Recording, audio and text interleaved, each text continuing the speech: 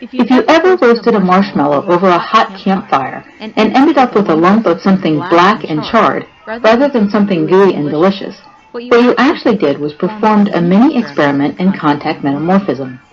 Of course, with true contact metamorphism, we are using heat to change rocks, not marshmallows.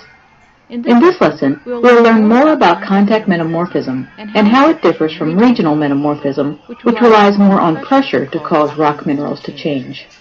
Now, before we go too far into our terminology, it's important to understand that when geologists are talking about something going through a process of metamorphism, they are most likely talking about metamorphic rocks. These rocks are kind of neat because they were previously formed rocks that have been transformed by exposure to heat and or pressure into new rocks. So at one time, these rocks may have been igneous, sedimentary, or even other metamorphic rocks, but due to forces placed upon them, they were transformed or metamorphosed into different rocks. Now, as we mentioned earlier, there are two types of metamorphism: contact metamorphism and regional metamorphism.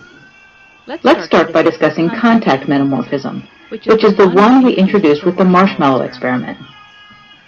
Contact metamorphism is a type of metamorphism where rock minerals and texture are changed mainly by heat due to contact with magma. This is an easy name to recall if you remember that these rocks change by actually coming in contact with something very hot like magma. Imagine you were looking at a cross-section of the Earth where you can see the Earth's surface as well as some deep layers of rock underground. Now imagine that an intrusion of hot liquid magma forces its way up through these deep layers of rock. The magma bakes the surrounding rocks, causing them to change or metamorphose.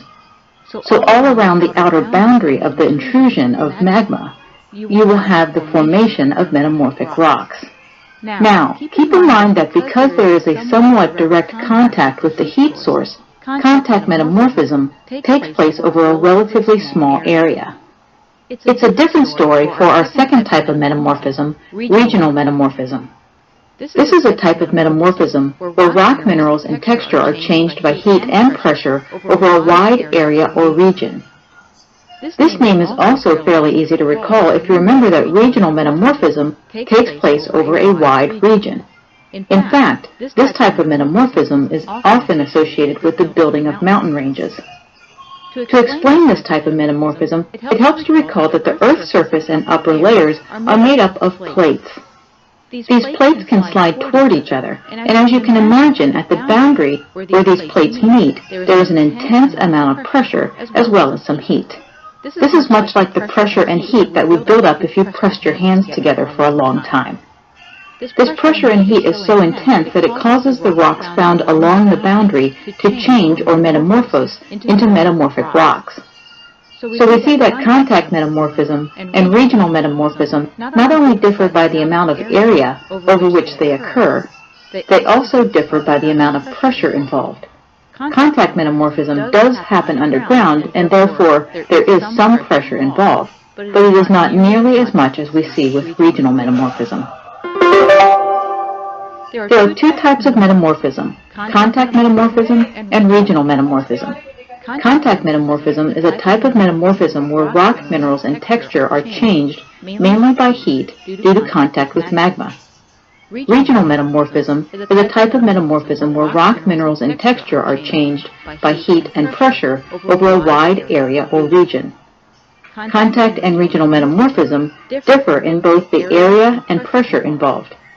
With contact metamorphism, we see rocks change mainly due to heat in a relatively small region.